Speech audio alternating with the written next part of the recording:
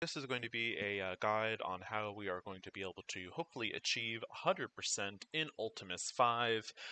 There's a lot of logic behind this and starting this a little sooner rather than later. The primary thing that this is going to help us with is, for starters, it's going to get us in the practice of organization for our raids. The main benefit to this is pretty much once you get to the Ultimus 5 level and higher, so we're talking Ultimus 6, Ultimus 7, pretty much the only way you're going to be able to get 100%, aside from having a good roster, is going to be that organization. So Ultimus raids 5 and higher can be broken down into these 8 lanes. Going 1, 2, 3, 4, 5, 6, 7, 8. They are color coded to kind of make things just a little bit easier. We have posted on Discord this image as well as the lane assignments for everyone.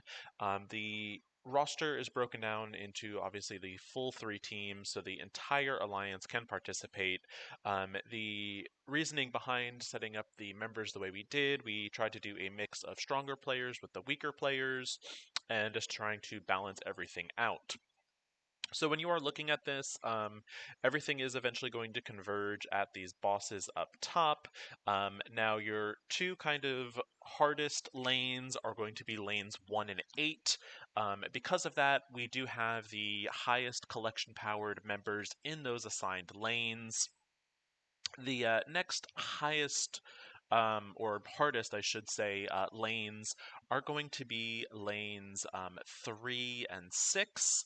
And again, these lanes are going to be kind of very standalone until you get towards the end. So these lanes will have our stronger members in them. So lane 3 here, and lane 6 being this red one.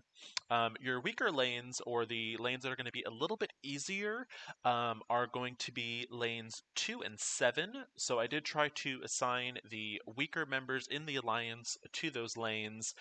It's nothing personal. It's just in order to get to 100%.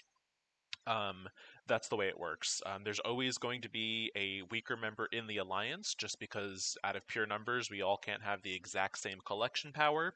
But if you notice here in lane 2, you only have a few lanes to clear solo before you actually meet up with the lane 1.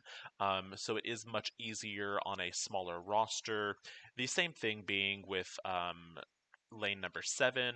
Similar thing, just a few lanes to clear before you meet up with lane 8. Now, our kind of mid-tier rosters are going to be lanes 4 and 5, and they are going to be basically working in tandem and trying to clear this middle part. They will separate at the very end and go to either side, but at that point, everyone kind of meets together.